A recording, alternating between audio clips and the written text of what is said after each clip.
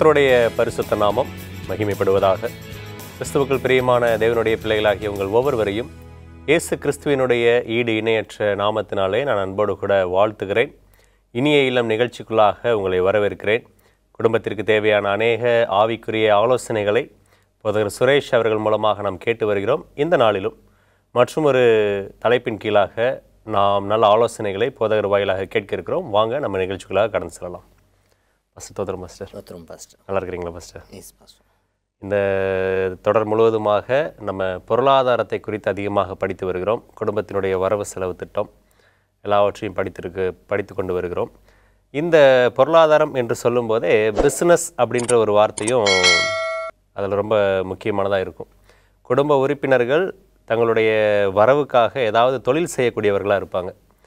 இந்த நாளில் நம்ம முழுவதுமாக தொழிலில் எப்படி இருக்க வேண்டும் அல்லது தொழிலில் நேர்மையாக இருப்பது எப்படி அப்படின்ற முறையில் நீங்கள் சில ஆலோசனைகளை நேயர்களுக்கு கொடுத்தா நல்லாயிருக்கும்னு நினைக்கிறேன்.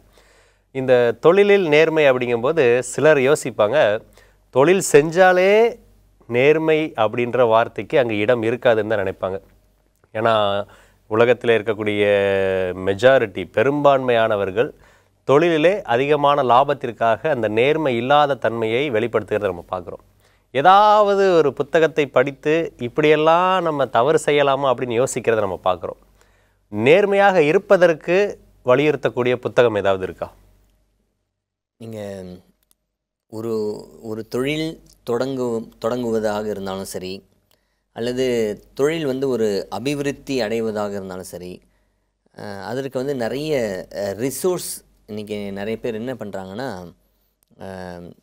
சில நபர்களை சூஸ் பண்ணுறாங்க. இப்போ ஒரு உதாரணத்துக்கு நீங்கள் பார்த்தீங்கன்னா, வாரன் பஃபெட் என்று சொல்லக்கூடிய ஒரு பிரபலமான ஒரு மனிதர், அவர் எழுதிய புத்தகங்களை படிக்கிறாங்க. ஏன்னா அவர் ஒரு காலகட்டத்தில் பிஸ்னஸில் ஒரு நல்ல டாப்பில் இருந்த மிகப்பெரிய ஒரு பணக்காரர். அப்போ சில பேர் என்ன பண்ணுறாங்கன்னா, அவரை ஃபாலோ பண்ணக்கூடியவங்க இன்றைக்கி நிறைய பேர் உலகத்தில் இருக்காங்க.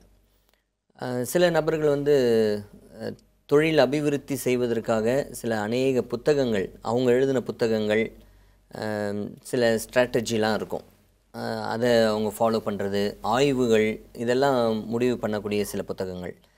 சில நபர்கள் என்ன பண்ணுவாங்கன்னா, இந்த ஷேர் மார்க்கெட், பங்கு சந்தை, இதில் பணத்தை போட்டு அதில் எப்படி அபிவிருத்தி அடைவது அப்படின்றதுக்கு சில புத்தகங்கள் எல்லாம் ஃபாலோ பண்ணுவாங்க. ஆனால் இந்த எல்லா புத்தகத்தையும் நீங்கள் கம்பேர் பண்ணும்பொழுது அந்த புத்தகங்களில் சில தவறான சில நுணுக்கங்களும் அங்கே சொல்லப்பட்டிருக்கும். நீங்கள் படித்து பார்த்தீங்கன்னா தெரியும்.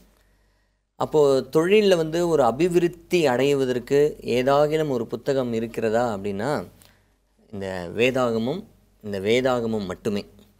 இந்த வேதாகமம் ஒரு தொழில் செய்யக்கூடிய நபர் இந்த வேதாகமத்தை வாசிப்பார் என்றால், இந்த வேதாகமத்தில் ஒரு தொழில் எப்படி செய்யணும், அந்த தொழில் அபிவிருத்தி அடைவதற்கு என்ன செய்யணும், அந்த தொழிலில் எப்படிப்பட்ட கேரக்டரிஸ்டிக்ஸ்லாம் இருக்கணும் அப்படின்றதுக்கு வேதாகமும் மிகப்பெரிய ஒரு சான்றாக இருக்கிறத நீங்கள் பார்க்க முடியும். அது மாத்திரமில்லை, இந்த வேதாகமத்தை நம்ம படித்து ஒரு தொழில் தொடங்கக்கூடிய ஒரு நபர் யாராகிலும் இருப்பார்கள் என்றால், இந்த வேத வாக்கியம் என்ன சொல்லுதுன்னா, ஒரு தொழிலை எப்படி கருத்தாய் நீங்கள் செய்யணும் அப்படின்றதுக்கு இந்த வேதம் நம்மளுக்கு நல்ல ஆலோசனை நம்மளுக்கு தருது. தொழிலில் நேர்மை அப்படின்னு நீங்கள் ஒரு வார்த்தையை நீங்கள் உபயோகப்படுத்தினீங்க. தொழில் அப்படின்னாவே நேர்மையாக செய்யணும் அப்படின்றத வலியுறுத்தக்கூடிய ஒரு புத்தகம் இந்த வேதாகமம். இன்றைக்கி நேர்மையற்ற முறையில் தொழில் செய்தால் தான் அபிவிருத்தி அடைய முடியும், முன்னேற முடியும் அப்படின்னு நினைக்கிறாங்க. ஆனால் வேதாகமம் அதுக்கு மாறாக பேசுகிறது. தொழிலில் எப்படி இருக்கணும் அப்படின்னா உண்மை இருக்கணும், நேர்மை இருக்கணும் அப்படின்னு வேதம் சொல்லுது. அதே சமயத்தில் ஒரு தொழில் செய்யக்கூடிய நபர்கள் எப்படி சிக்கனமாக இருக்கணும் அப்படின்றதுக்கு இந்த வேதாகமம் நம்மளுக்கு நல்ல ஒரு சோர்ஸாக, ஒரு ஆதாரமாக இருக்கிறத நீங்கள் பார்க்கலாம். இப்போது அதே சமயத்தில் இந்த தொழில் செய்யக்கூடிய நபர்கள், ஒரு வியாபாரம் பண்ணக்கூடிய ஒரு நபர்கள் இந்த வேதாகமத்தை அவங்க வாசிப்பாங்க அப்படின்னா, இப்போது போட்டிக்கு ஒரு கடை வைத்து ஒரு வியாபாரம் செய்கிறாங்க அப்படின்னா, எதிர்த்த மாதிரி இன்னொரு கடை ஒன்று ஸ்டார்ட் பண்ண உடனே இவங்களுக்கு என்ன ஆகிடும்னா பதற்றம் வந்துடும். நம்மளுடைய பிஸ்னஸ் அடிபட்டுரும், எதிர்த்த மாதிரி நம்மளுக்கு வந்துட்டாங்க அவன் வந்து அவனுடைய வியாபாரம் வந்து லாஸில் போனோம். ஸோ இப்படிலாம் என்ன பண்ணுவாங்க, எதிர்மறையான கருத்துக்கள் எல்லாம் அவங்களுக்கு தோன்றும், இது மாதிரிலாம். ஆனால் வேதாகமம் என்ன சொல்லுது அப்படின்னா, இந்த வேத வாக்கியம் ஒரு தொழில் செய்யக்கூடிய நபர்கள் எத்தனை பேர் வந்து நபர்கள் போட்டிக்கு வந்தாலும் வேதாகமம் வந்து இச்சை அடக்கத்தோடு வாழ நம்மளுக்கு கற்றுத்தரக்கூடிய ஒரு புத்தகம் வந்து இந்த புத்தகம். அதே சமயத்தில் தொழிலில் வந்து ஒரு புனித தன்மை எப்படி இருக்கணும், இதெல்லாம் வந்து வேதாகமத்தில் அநேக சான்றுகளை வந்து இந்த வேத வாக்கியம் நம்மளுக்கு தருகிறது. நம்ம இன்றைக்கி நிறைய இடத்துல பார்ப்போன்னா உழைப்பே உயர்வு அப்படின்றது நிறைய இடத்துல நம்ம பார்ப்போம். எப்படி நம்ம உழைக்கணும், எப்படி நேர்மையாக இருக்கணும், எப்படி வியாபாரத்தை தொடங்கணும், அந்த வியாபாரத்தினுடைய நுணுக்கங்கள் என்ன, எல்லாவற்றையும் நம்மளுக்கு கற்றுத்தரக்கூடிய ஒரு அற்புதமான ஒரு சோர்ஸ், ஒரு ஆதாரம், ஒரு புத்தகம் அது எது அப்படின்னு பார்த்திங்கன்னா இந்த வேதாகமம் மட்டுமே. இந்த வேதாகமத்தை நிறைய நபர்கள் வந்து வேறு ஆங்கிளில் பார்க்கும்பொழுது அவங்களுக்கு ஏற்றது போல் இந்த வேத வாக்கியம் பேசும். ஏன்னா இந்த வேத வாக்கியம் நிறைய பொக்கிஷம் அடங்கிய காரியங்கள் எல்லாம் இதில் இருக்குது. தொழிலுக்காக ஸ்பெஷலாக இந்த வேதாகமத்தை எடுத்து ஒருத்தவங்க உபயோகப்படுத்தினா கூட எப்படி தொழில் தொடங்கணும், தொழில் எப்படி அபிவிருத்தி அடையணும், தொழிலில் எப்படி முன்னேற்றம் அடையணும் அப்படின்ற சொல்லக்கூடிய ஒரு அற்புதமான ஒரு சோர்ஸ் இந்த வேதாகமம் அப்படின்றத நம்ம மறந்துடக்கூடாது. ஓகே. ஸோ நிறைய புத்தகங்கள் தொழிலிலே முன்னேறுவதற்கு இருந்தாலும், நுணுக்கங்களை கொடுத்தாலும், அந்த நேர்மையான முறையில் தொழில் செய்வதற்கு கற்றுத்தரக்கூடிய, வழி நடத்தக்கூடிய ஒரே புத்தகம் வேதாகமம் மட்டும்தான். நீங்கள் சொன்னப்போ வந்துட்டு நிறைய எழுத்தாளர்கள் வளருவதற்கு எழுதியிருக்கிறாங்க. அதை படிக்கும்போது இது செஞ்சால் தவறு இல்லையேன்னு நினச்சி நிறைய பேர் என்ன பண்ணிடுறாங்கன்னா தொழிலுக்காக தவறு செய்கிறாங்க. தொடர்ந்து நம்ம படிக்கலாம். ஃபஸ்ட்டு ஒரு இடைவேளைக்கு பிறகு நம்ம தொடர்ந்து படிப்போம். பிரியமானவர்களே, ஒரு இடைவேளைக்கு பிறகு மீண்டும் சந்திப்போம். அன்பானவர்களே, இடைவேளைக்கு பிறகு மீண்டுமாக உங்களை நிகழ்ச்சிக்குள்ளாக வரவேற்கிறேன். நம்ம தொழிலில் நேர்மையாக இருப்பதை குறித்து பேசிக்கொண்டிருக்கிறோம். தொடர்ந்து பேசலாம் வாங்க. சார், நம்ம இடைவேளைக்கு முன்பு பேசும் பொழுது தொழிலில் நேர்மையாக இருப்பதற்கு இந்த வேதாகமம் மட்டும்தான் ஆலோசனை தரக்கூடிய ஒரே புத்தகம்னு சொன்னீங்க. அதில் நீங்கள் பேசும்போது சில தொழில்களை குறித்து மென்ஷன் பண்ணீங்க. இப்போது நிறைய பேர் ஷேர் மார்க்கெட், எம்எல்எம் அப்படின்னு சொல்லக்கூடிய இந்த பொருளாதாரத்தை பெருக்குவதற்கு என்னெல்லாம் செய்யலாம், உழைப்பே உயர்வுன்னு சொன்னீங்க. உழைப்பு இல்லாமல் ஜஸ்ட் இன்வெஸ்ட்மெண்ட், அது பண்ணதுக்கப்புறம் நம்மளுடைய வேலை ஒன்றும் கிடையாது, காத்திருக்க வேண்டிய ஒரு சூழ்நிலையாக இருக்குது. இதையெல்லாம் நம்ம தொழிலாக எப்படி பார்ப்பது? இந்த எம்எல்எம், அப்புறம் இந்த ஷேர் மார்க்கெட், பங்கு சந்தை, இந்த வியாபாரத்திற்கும் இந்த பங்கு சந்தைக்கும் உள்ள ஒரு வித்தியாசம் என்ன அப்படின்னு பார்த்தீங்கன்னா, வியாபாரம் அல்லது தொழில் என்பது நாம் செய்யக்கூடிய வேலையை அது குறிப்பிடும். இந்த பங்கு சந்தை என்பது வந்து நம்மளுடைய பணத்தை அந்த பங்கு சந்தையில் போட்டு அதை வந்து பன்மடங்கு அபிவிருத்தி செய்வதற்காக செய்யக்கூடிய வேலை தான் இந்த ஒரு பங்கு சந்தை, இந்த ஷேர் மார்க்கெட் என்று சொல்வது. கிறிஸ்தவர்கள் இந்த பங்கு சந்தையில் வந்து முதலீடு செய்யலாமா அப்படின்ற ஒரு கேள்வி இன்றைக்கி பொதுவாக நிறைய பேருக்கு இருக்குது. இது வந்து ஸ்பிரிட் ஆஃப் ப்ராஃபஸி தீர்க்க தரிசன அம்மையார் என்ன எழுதுகிறாங்க அப்படின்னா, பங்கு சந்தையில் நம்ம வந்து பணம் போடுவது தவறு அப்படின்றாங்க. பங்கு சந்தையில் நம்ம வந்து என்ன பண்ணக்கூடாதுன்னா பணம் போடக்கூடாது. ஏன்னா அது வந்து ஒரு விதமான கேம்பிளிங் மாதிரி, ஒரு சூதாட்டம் மாதிரி இந்த ஒரு பங்கு சந்தை. பங்கு சந்தையில் எதுக்கு நம்ம பணம் போடணும்? பணம் இப்போ நான் 1 லட்ச ரூபா போட்டேன்னா, இன்வெஸ்ட் பண்ணேன்னா, எனக்கு ஒரு 2 மாதத்துலேயே எனக்கு வந்து அது ஒரு 3 லட்சமாக மாறணும் இப்படின்ற ஒரு எண்ணத்தில் பணம் அபிவிருத்தி அடையணுன்றதுக்காக செய்யக்கூடிய வேலைகள் தான் இந்த பங்கு சந்தை. ஆனால் ஆண்டவர் வந்து இந்த முறையை வந்து கையாளணும்னு சொல்லிட்டு ஆண்டவர் விரும்பலை. உன்னுடைய உழைப்பின் நிமித்தமாக, நீ செய்கிற வேலை நிமித்தமாக நீ வந்து அபிவிருத்தி அடையணும் அப்படின்றத ஆண்டவர் வந்து எதிர்பார்க்குறாரு. இந்த பங்கு சந்தையில் நம்ம வந்து ரொம்ப ஞானமாக இருக்கணும். எனக்கு தெரிந்த எத்தனையோ நபர்கள் இருக்கிறாங்க, அவங்களாம் பங்கு சந்தையில் பணத்தை போட்டு நிறைய கடனாகி, குடும்பத்தில் பிரச்சனை, சொல்ல முடியாத சில சூழ்நிலைகள், எவ்வளவு இன்வெஸ்ட் பண்ணோன்றதே நம்ம சொல்ல முடியாத சூழ்நிலை குடும்பத்தில் ஆகிடும்.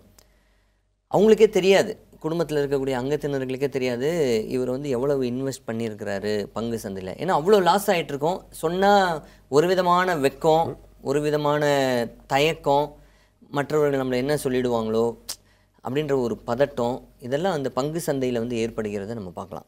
ஸோ பங்கு சந்தையை வந்து அவாய்ட் பண்ணுறது மிக மிக நல்லது. இந்த பொருளாதார குற்றங்களை குறித்து நம்ம நாள்தோறும் செய்திகளில் கேட்குறோம், படிக்கிறோம். அது எல்லாத்துக்கும் நம்மளும் ஒரு காரணமாக அமைந்துடுறோம். கிறிஸ்தவர்கள், தேவனுடைய வார்த்தையை தெரிந்தவங்களே நேர்மையற்ற முறையில் நமக்கு வருமானம் வரப்போகுது அப்படின்னு தெரிஞ்சும் நம்ம அதில் முதலீடு செய்வது தவறு அப்படின்ற ஒரு கருத்தை திருமதி எலன் ஒயிட் எழுத்துக்கள் மூலமாக சொல்லியிருக்கிறீங்க. ஃபஸ்ட்டு இப்போது நம்ம கிறிஸ்தவர்கள் இப்படியெல்லாம் செய்யக்கூடாதுன்னு சொன்னீங்க. வேதத்தில் நேர்மையாக தொழில் செய்த நபர்களை குறித்து இருக்கக்கூடிய சான்றுகளை சொன்னால் நல்லாயிருக்கும். ஃபஸ்ட்டு வேதாகமம் முழுதும் நீங்கள் பார்க்கலாம். ஆண்டவருடைய பிள்ளைகள் தொழில் செய்திருக்கிறாங்க, வியாபாரம் செய்திருக்கிறாங்க, வேலை செய்திருக்கிறாங்க. அவங்களுடைய கையின் பிரயாசங்கள் எல்லாம் ஆண்டவர் ஆசீர்வதித்ததாக வேதாகமத்தில் அநேக சான்றுகள் இருக்குது. உதாரணத்துக்கு நீங்கள் பார்த்தீங்கன்னா, இஸ்ரவேல் ஜனங்களுடைய கையின் பிரயாசங்களை நான் ஆசீர்வதிப்பேன், நீ கையிட்டு செய்யும் எல்லா வேலைகளிலும் உன் தேவனாகிய கர்த்தர் உன்னோடு இருப்பார் அப்படின்ற வாக்குத்தத்தங்கள் எல்லாம் இஸ்ரவேல் ஜனங்களுக்கு வந்து ஆண்டவர் கொடுத்தார். அப்போது ஆண்டவர் வந்து நாம் செய்கிற வேலையை ஆசீர்வதிப்பதாக இஸ்ரவேல் ஜனங்களுக்கு வாக்குத்தத்தம் கொடுத்தாரு. அதே மாதிரி இஸ்ரவேல் ஜனங்களை ஆசீர்வதித்தார். இன்றைக்கி மெய் கிறிஸ்தவர்கள் அதே மாதிரி எங்களை ஆசீர்வதிங்க ஆண்டவரே அப்படின்னு சொல்லும்பொழுது ஆண்டவர் வந்து ஆசீர்வதிப்பார். சில உதாரணங்கள், யாரெல்லாம் தொழில் செய்து அல்லது வியாபாரம் செய்து அவங்களாம் அபிவிருத்தி அடைந்தாங்க அப்படின்றதுக்கு சில உதாரணத்தை வேணால் நான் உங்களுக்கு சொல்கிறேன். ஆதியாகமத்தில் 26வது அதிகாரம் 12வது வாக்கியத்தில் ஈசாக்கை குறித்து நம்ம படிக்கிறோம். ஈசாக்கு அந்த தேசத்தில் விதை விதைத்தான், கர்த்தர் அவனை ஆசீர்வதித்ததினால் அந்த வருஷத்தில் 100 மடங்கு பலன் அடைந்தான். இது வந்து ஒரு பம்பர் கிராப்ஸ் அப்படின்னு சொல்லுவாங்க. அமோக விளைச்சல் எப்போ ஏற்பட்டதுன்னா, ஆண்டவர் ஆசீர்வதித்ததுனால அவன் வந்து 100 மடங்கு வந்து பெருக செய்தான்ட்டு. இன்றைக்கி நிறைய பேர் என்ன நினைக்கிறாங்கன்னா, ஆண்டவரே ஈசாக்கை ஆசீர்வதித்தது போல் என்னையும் ஆசீர்வதிங்க, 100 மடங்கு என் பிஸ்னஸ் 100 மடங்கு இன்க்ரீஸ் ஆகணும், அப்புறம் நல்ல ஒரு லாபம் கிடைக்கணும், நிறைய ஒருவேளை கடை வச்சுருக்காங்கன்னா நிறைய ஒரு 10 கடை ஸ்டார்ட் பண்ணணும், இப்படிலாம் நினைப்பாங்க. இப்படிலாம் ஒரு மைண்டில் இருக்கும், என்னை ஆசீர்வதிக்கணும். ஆனால் ஈசாக்கு செய்த செயல் என்னென்னா, ஈசாக்கு விதை விதைத்தான் அப்படின்னு அங்கே இருக்கும். அந்த விதை விதைக்காமையே சில பேர் என்ன பண்ணுவாங்கன்னா, என்னை ஆசீர்வதிக்கணும் அப்படின்வாங்க. அதுதான் அங்கே வந்து பிரச்சனை. நீ விதை விதைக்கிறத ஆண்டவர் வந்து எதிர்பார்க்குறாரு. அந்த விதை விதைக்கிற அந்த வேலையை நீ செய்யணும், செய்கிற வேலையை ஆண்டவர் ஆசீர்வதிக்கணுன்ற ஒரு எண்ணம் நம்மளுக்கு இருக்கணும். வேலையே செய்யாமல் நான் வந்து ஆசீர்வதிக்கப்படணும், இடம் கொள்ளாமல் போக மட்டும் நான் ஆசீர்வதிக்கப்படணும் அப்படின்றதெல்லாம் வந்து உங்களை நீங்களே ஏமாற்றிக்கொள்வதற்கு அது வந்து அடையாளமாகிடும். இன்றைக்கி நிறைய கிறிஸ்தவர்கள் என்ன நினைக்கிறாங்கன்னா, கிறிஸ்தவர்கள் சில பேர் வந்து பணக்காரர்களாக இருக்கிறாங்க, நல்ல ஒரு உயர்ந்த ஸ்தானத்தில் இருக்காங்கன்னா, சில பேர் என்ன நினைக்கிறாங்க, அப்போ கிறிஸ்தவ மதத்தில் நம்ம போனால் நம்மளும் பணக்காரன் ஆகிடுவோமோ, நம்மளும் ஆண்டவர் ஆசீர்வதிச்சு போயிடுவாங்களோ அப்படின்ற இதில் நிறைய பேர் இன்றைக்கி கிறிஸ்டியானிட்டியில் வராங்க. அதெல்லாம் வந்து ஒரு தவறான ஒரு வழிகாட்டுதல்.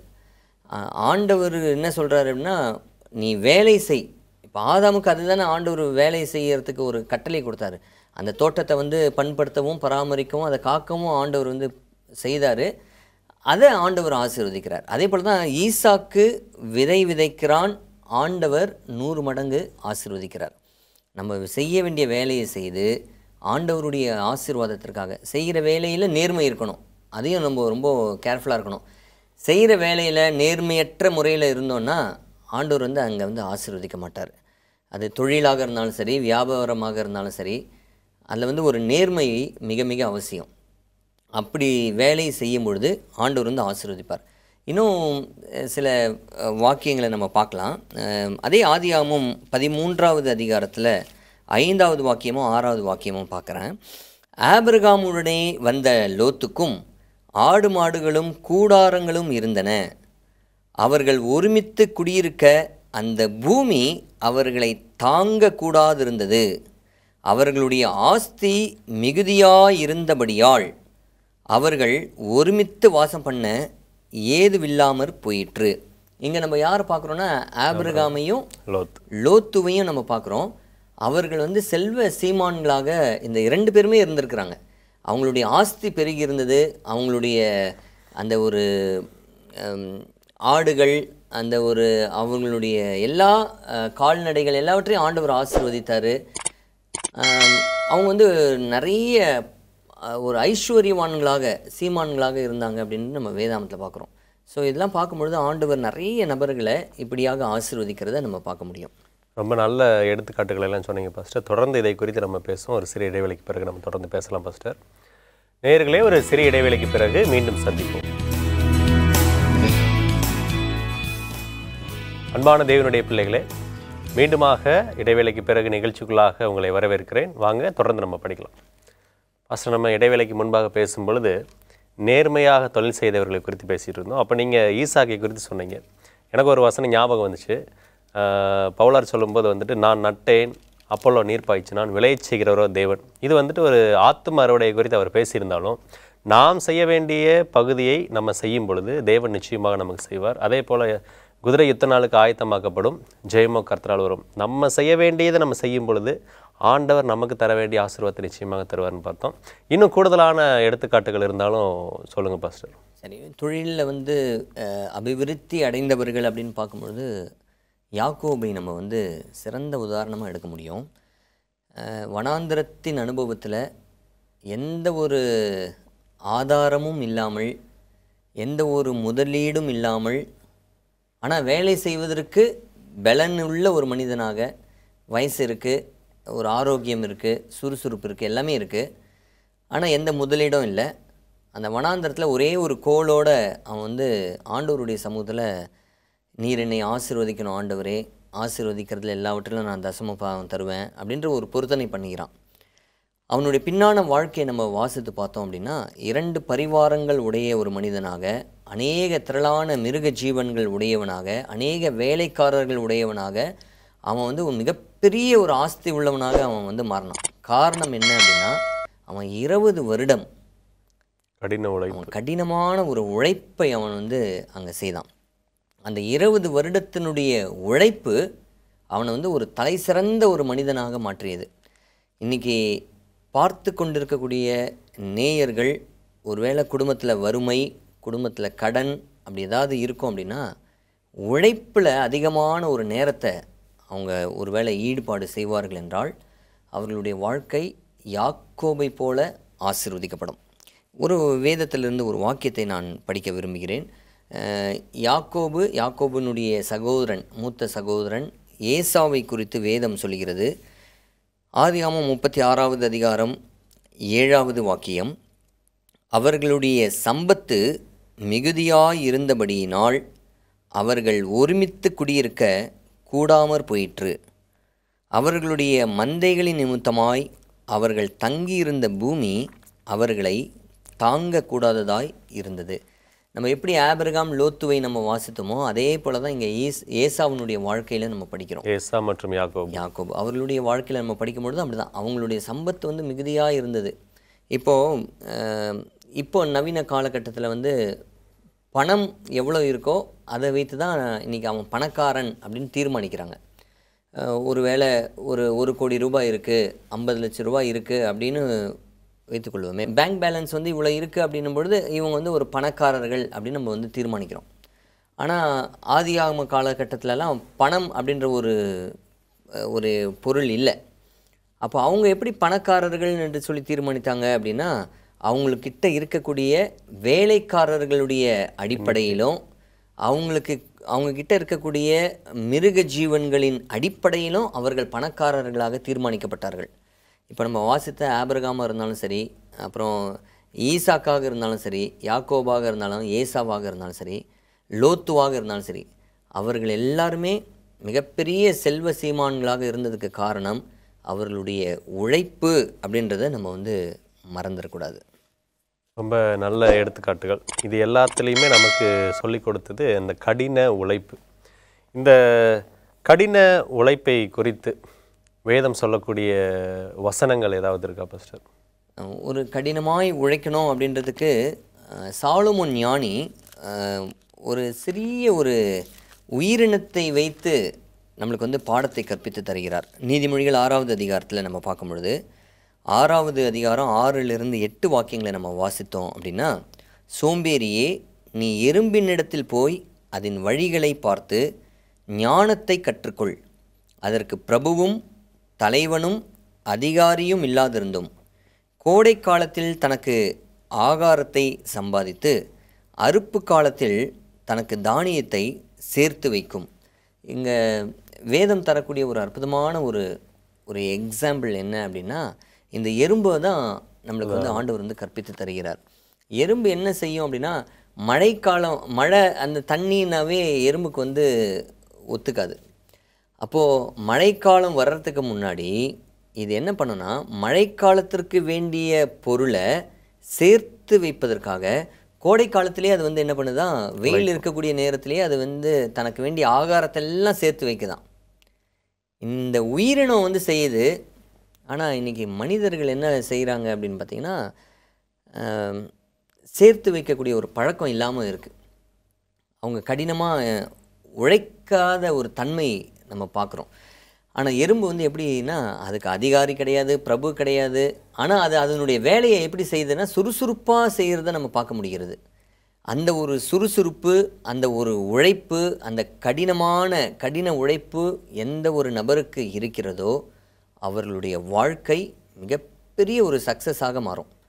அது எந்த தொழில் செய்தாலும் சரி, எந்த வியாபாரம் செய்தாலும் சரி, ஒரு சிறிய தொழிலாக இருக்கட்டும் அல்லது ஒரு பெரிய பிஸ்னஸாக இருக்கட்டும், எந்த வேலையாக இருந்தாலும் சரி, அந்த வேலையில் இந்த எறும்பை போல கடினமாக உழைக்கணும். நம்மளை யார் பார்க்குறாங்களோ பார்க்கலையோ, நம்மளுடைய வேலையை கடினமாக, உண்மையும் உத்தமமாக, நேர்மையாக நம்ம செய்வோம் என்றால் நம்மளுடைய வாழ்க்கையில் மிகப்பெரிய ஒரு ஸ்தானத்தை கண்டிப்பாக அடைய முடியும். நேயர்களுக்கு இதை பார்த்து கொண்டு இருக்கக்கூடிய பிள்ளைகள் தங்களுடைய வாழ்க்கையில் இதை அப்பியாசிப்பார்கள் என்றால் அவர்களுடைய வாழ்க்கை நிச்சயமாக ஒரு உன்னதமான ஒரு ஸ்தானத்துக்கு கடந்து செல்லும். ஓகே, ரொம்ப சிறப்பான ஆலோசனைகள். தொழிலில் நேர்மை இருக்கணும், அதே நேரத்தில் நம்முடைய கடினமான உழைப்பும் இருக்க வேண்டும். கடின உழைப்பு இருக்கக்கூடிய இடத்துல நேர்மை நிச்சயமாக இருக்கும். தவறான முதலீடுகள் செய்யக்கூடாது. நல்ல ஆலோசனைகளெல்லாம் சொன்னீங்க பாஸ்டர். நிகழ்ச்சியின் சார்பாக உங்களுக்கு நன்றியை தெரிவித்துக் கொள்கிறேன். பிரியமான தேவனுடைய பிள்ளைகளே, ஒருவேளை உங்களுடைய வாழ்க்கையில் நீங்கள் கடின உழைப்புக்கு பாத்திரவான்களாக இல்லாமல் இருந்தால், கர்த்தர் இந்த நாளிலே இந்த நிகழ்ச்சியின் மூலமாக உங்களுக்கு கொடுக்கக்கூடிய ஆலோசனை, உங்களுக்கு கொடுக்கக்கூடிய அன்பான அறிவுறுத்தல், ஈசாக்கை பாருங்கள், அவன் விதைத்தான், 100 மடங்கு ஆசீர்வாதத்தை கர்த்தரால் பெற்றுக்கொண்டான். எனக்கு அன்பான தேவனுடைய பிள்ளைகளை, நம்முடைய பங்கை நாம் சரியாக செய்யும் பொழுது ஆசீர்வாதத்தை தேவன் நமக்கு அளவில்லாமல் கொடுக்க காத்து கொண்டிருக்கிறார். ஆசீர்வாதத்தை பெற நீங்கள் தயாராக இருக்கிறீர்களா? தேவன் உங்களை ஆசீர்வதிப்பாராக. ஆமென்.